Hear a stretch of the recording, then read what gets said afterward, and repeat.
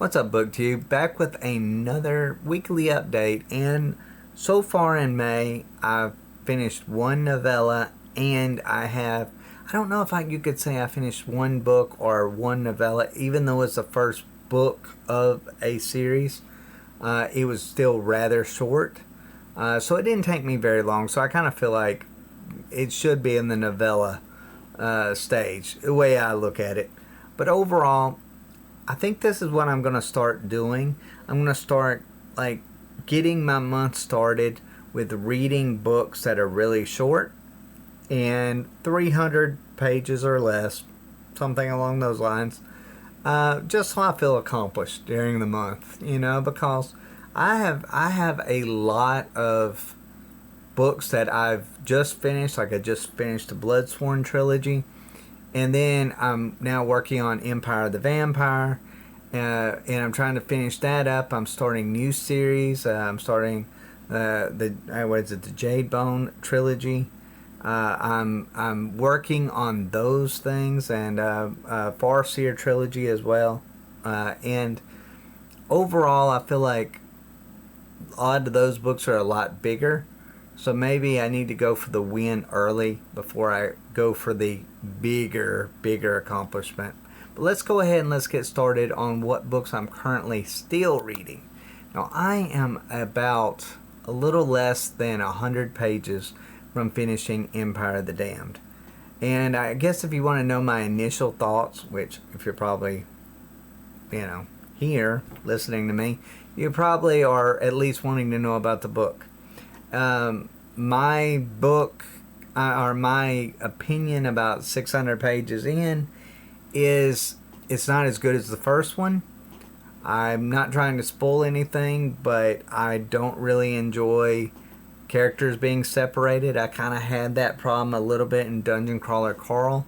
The ones where him and Princess Donut were a little bit separated were probably some of my least favorite books of it. I feel like when you've got a main cast, keep them together. But I will say this, with all that said, when they were together, I really didn't enjoy the time together because I felt like they were different characters. Now, I'm not saying you don't need to have growth in characters throughout the series. You should, and you should be able to see it. But I'll be honest, I kind of feel like Gabriel and Dior are so different from what they were from book one, that the things I loved about them in book one, Gabriel's single-mindedness on revenge and his just devil-may-care attitude.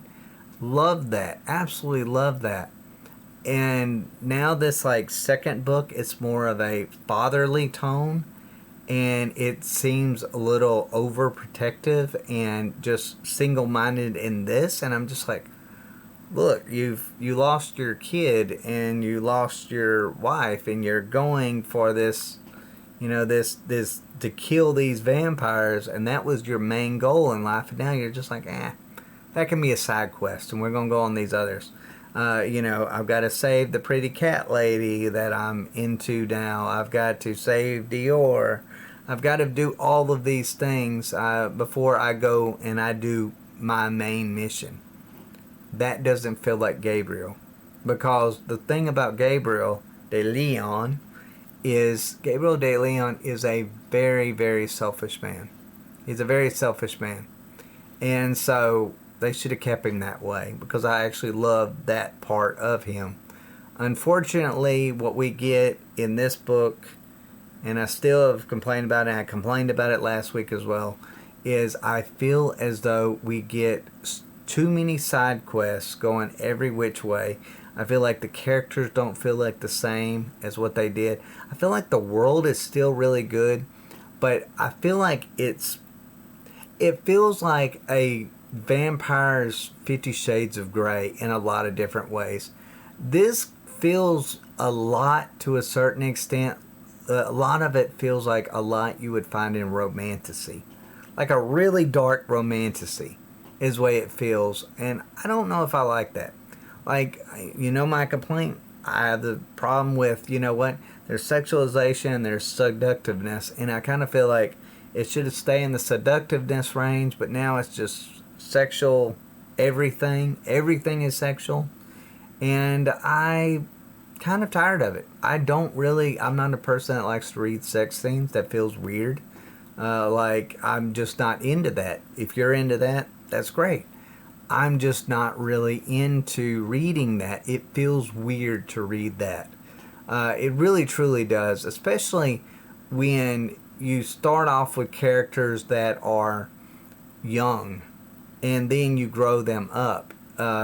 It feels weird to have them in those kind of situations. And also, I just don't like it. I just don't like it. That's the way I'll just put it. I just don't like it. So that to me is, I still feel like Empire of the Dam is a significant step down from the first one. I'm not saying it's bad. I'm just saying, if any of those things bother you, maybe this isn't a series for you. Because it seems like it gets progressively more into that than it does into the vampires and the lore and, basically the fighting kind of thing. It's more, hey, who do I sleep with now? And, hey, what does this person feel of me in this way? And I'm just like, nah, I don't like that. Like, it's just weird. It's just weird to me. It's like Twilight for adults, basically. That's the way I feel towards this.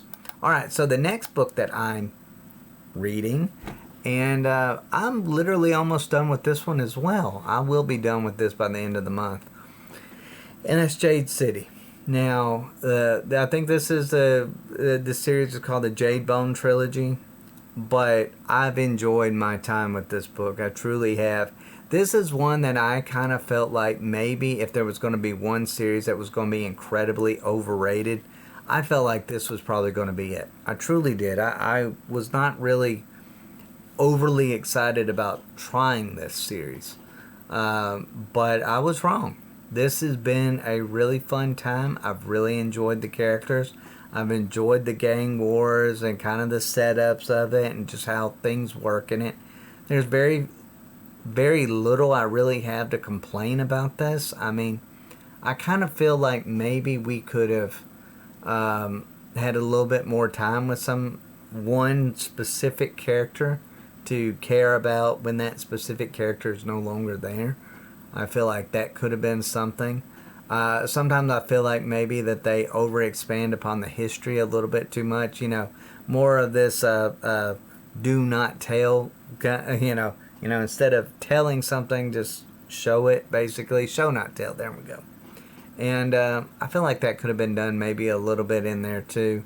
Maybe to kind of shown where all these characters are and what's exactly going on. And but overall, I've enjoyed these characters. I really don't have. There's not like one specific character that I just don't like.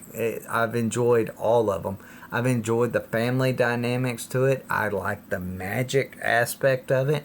I feel like that is really good and unique and really cool about how they go about using it.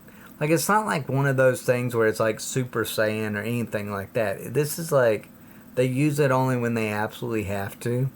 And they feel it, so it's like a struggle for them to have to endure, and I really like that. I love the honor thing about it too, like how they handle ones that they're fighting too as well. It's not just bloodlust for bloodlust. I guess it feels a lot kind of like The Godfather in a lot of ways. And I think that's pretty cool in a way. It's like that there's honor among thieves, I guess you could say, and I kind of feel like that this is where this is going. The only complaint that I would say that I don't really enjoy of it is I don't really like the school aspect of it. That part's kind of a little stupid, in my opinion. But other than that, I really don't have any complaints about it. I think it's really, really good. Now, as for the third one, Demon in White. So, I hated the first book. I've made no bones about that one. I hated Empire of Silence, I think it was its name. I did not like that one at all. Now, I've chalked a lot of that up to, I read most of it on audiobook, and then I read the first half on audiobook, and the second half, I actually just read it.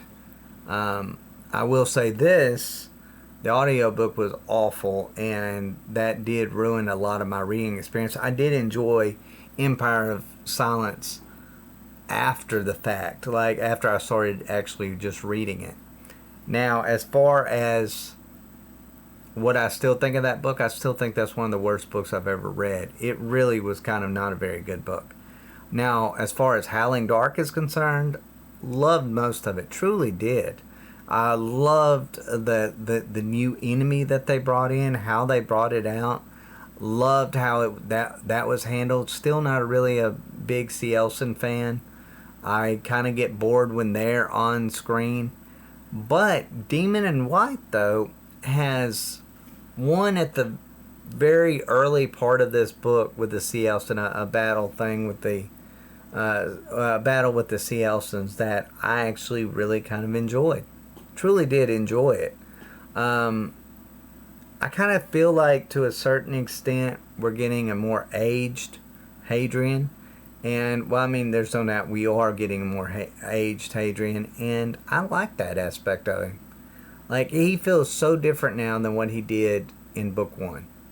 That Hadrian was very whiny. This one is very adult. Very, like, he's a mentor figure. And that is so cool, I think. Now, am I enjoying this book as much as I'm enjoying, or I enjoyed Howling Dark? No. No, no, no, no. This is definitely in between books 1 and 2 for me. I love it better than I enjoyed Empire of Silence by a long shot, but it's definitely a step under Howling Dark as of right now. Now, I haven't got very far. I'm about 30% through with this book. I will not be finishing this book by the end of the month, probably. This will probably be a book that I'll be carrying on to next month. But I've got a lot of complaints about this book. And I do. A lot of it is, I feel like the court system's kind of weird. Like I've said before, I kind of have a problem now with the time jump, like the time that they spend between things. I don't really understand how that works. Like there's one part of it where he's like, oh, I haven't seen this young princess in 50 years. That kind of bothers me because she was at the very beginning of this book. And it's like, 100 pages later, it's like, oh, I haven't seen you in 50 years? Like, how does that work on a human brain? I mean, like, I'm not a young man anymore. I barely remember something from what I ate for breakfast. I can't imagine, even if I was in a 20-year-old's body, that therefore I would, just be able to pick things up as if it's nothing. I don't like the time aspect of this. I really, truly don't. I feel like there should have been, it's more realistic than, let's say, most, like Star Wars or anything like that. Totally get that. But at the same time, it really makes it strange. If you really, truly think about it, it gets very strange. So, do I like Demon in White? Yes. Step down still from Howling Dark. But, Howling Dark was a really great book. That's like a 5 out of 5 book for me.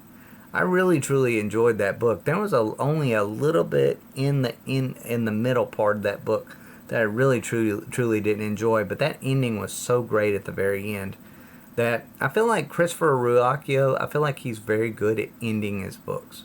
Because even Empire of Silence really hooked me. And that's the only thing that made me not just be like DNF this whole series, was the ending of book 1. So overall, Demon in White, pretty good. So now let's go to the books that I have finished, and this is a novella, Queen Amid Ashes. Now this takes place between book 2 and book 3 of Howling Dark and Demon in White. Now, Queen Amid Ashes, I did not think that this would be a book that I would be really enthralled in, but this was a surprisingly interesting tale. I really actually enjoyed it. I mean, if you just want to kind of know the gist of it, it's basically Hadrian goes to a world that has just been attacked by C. Elson, and he goes to a mystery. It's more of a first you see the brutality of the C. Elson, and then you go through like a mystery aspect of what exactly happened to this world, and you're basically dealing with this queen. This queen literally amid ashes that where millions of people have been killed, and he's trying to figure out what's going on with this. What exactly happened to this world, and is it just the Cielson that was doing all this, or was there more to it? And I love how this was handled. Truly do. I love how this was handled. I think Christopher Ruocchio did a fantastic job. I was actually hooked on this novella so quick, and maybe I was reading it alongside Demon in White, and maybe that played a little bit of a role of what I thought of Demon in White compared to what I thought of Queen Amid Ashes, because I felt like Queen Amid Ashes gets you more into it really quick, and it was fast paced, and it was fun. It was fun. Really enjoyed the characters in it, where I felt like Demon in White just just a slow burn, I guess, to a certain extent, until you get to like, about page 100, 150, somewhere around in there. But overall, great book. If y'all, or novella, if y'all want more Sun Eaters in between the books, definitely would recommend this one. It definitely was about a 4-star read for me, I would say. Queen of Amid Ashes, I think, was. I won't say it's a perfect one, but it's definitely 4 out of 5 for me. Easily. Now, another one that I finished was I don't know what you call this exactly. Would you call this a novella, even though it's the first book of the series? Martha Wells' Murderbot. All Systems Red. Now, this book, I'm kind of a little bit more iffy on. It's not bad. I do enjoy the Murderbot. I think he is a really interesting character. I feel like he can be funny at times. I feel like he's emotional in all the right ways. Like, I felt like Martha Wells got the emotional beats of the story of what he should be, did that very well. Where I thought she failed was in the human aspect of it. I felt like they were very bland, and I really didn't care about them. And I didn't really like how we're just kind of thrown into this world like we were. I feel like some books can do that better than others. I feel like this one shouldn't have started off that way. Where we had to kind of like piece things along as we are. We shouldn't have been RA on the mission. Because when I first started this book, I was like, all right, we're on this brief mission. We're going to, finally be done with it and get on to the real mission. No, we stayed on that mission the whole book. And it really wasn't interesting. It really, truly, the mission itself was not interesting. And like I said, the human characters were boring. I felt like the only thing that kind of drove this was the character of Murderbot. I felt like he's the one that drove this, and he's the one, him alone was enough to bring this to a 3 out of 5. In my personal opinion, I feel like he did, and I feel like that character did enough to make me, want to flip the page to another, part of it to finish the book. And so overall, that's just my brief thoughts of this. I don't feel like I really need to go too in depth with Murderbot and what I loved and what I hated of it.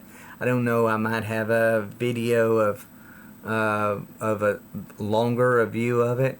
Even though, to be honest, basically summed it up just perfectly right now in a bow of what I think of it. Very character driven from Murderbot's perspective. That was a great part of it. The world, though, was lacking. The world was lacking, and that's the problem. It's like the polar opposite problem that I have with Empire of the Vampire. Instead of having a great world and characters that I'm not really too fond of right now, we have instead a character that I love, but I'm not too fond of the world itself yet. Now, I will be moving on with this series. I will go to book 2. And that's going to be a longer read. So I'm actually looking forward to that and seeing exactly where this world goes and basically where the Murderbot series goes with this. I'm not going to say I love the series, but it's okay. It piqued my interest enough where that I'm willing to move forward. And I do see where some of the hype is of this series so far, at least in book 1.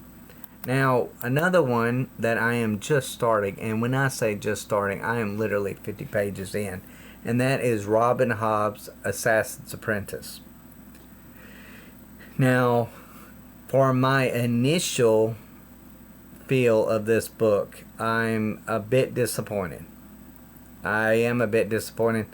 I have heard for years upon years that Robin Hobb was this literary, god. Where that, oh man, they don't make prose like her. Well, I don't know. I don't feel like her prose are that great. Oh man, I do not feel like that at all. I kind of feel like it's a little bit below par. It's almost somewhat jarring at times. I do not like the names of her characters. I do not really like the story so far. I'm not going to say I hate it. I'm just not enjoying my time with this book 50 pages in. I'm not. Now, I've heard that this is kind of a slow burn, so maybe that's just the way it goes on this, and maybe, I'll get to enjoy it a lot more. I will say I am getting to a part where I'm enjoying Fitz a little bit more than what I was when he was a young mute character. I'm enjoying that aspect of him a little bit more now that he's got a little bit older. But at the same time, there's so many forgettable characters in this book. Truly is. If they didn't have such stupid names, I probably would have already forgot them. That's just the way it feels. I feel like this is not... Maybe this isn't the trilogy for me. I'm going to finish this book, but I'll be honest, I'm really on the fence about whether or not this should be... if this is a trilogy for me. I wanted to try Robin Hobb so much because I had heard so many great things about this, and Assassin's Apprentice. Look, this Farseer trilogy is a lot of people's favorite trilogy of all time. So I thought at least, even if I didn't love it, I would at least like it. And right now, my thoughts are, I'm a little less than liking. I'm to the point with this, to be honest, I will finish the first book, but do not know if I'm going to be moving on to the second or third book. I might just do it for no other reason than just to finish, not to have an open trilogy again, since it is a trilogy. But man, I pray this book gets better. I pray this book gets better and I enjoy it more, because right now I'm just not feeling it. I'm just not feeling it at all. So overall, my new reads, Farseer trilogy, not really enjoying it. Empire of the Vampire, I love, like I said, love the world, but not really enjoying the new characters that are the old characters of this book. So not really liking that aspect of it. Jade City's amazing. Demon in White isn't as good as Queen Amid Ashes, the novella between the two, but it's still okay enough that I will be continuing on with that series, really no matter where it goes. I'm going to finish the Sun Eater trilogy. Not Sun Eater trilogy, Sun Eater books. There's 7 books in the series. I am going to finish that no matter what. I'm going to, because I've heard so much about that series that I feel like I'm almost obligated to finish it, because I don't want to stop on a book that I feel like didn't work for me, when the next book could be so much better, or could be my next favorite. Empire of Silence was, Howling Dark was the Empire of Silence for me. So I'm not going to take that chance. I'm just not. I'm going to finish it. But overall, enjoying most of my time with books. Let me know if you are reading any of these. Let me know what you think of these books. Any of these that I've finished. Now, as far as, or any of the books that I'm going to be reading, continuing to read.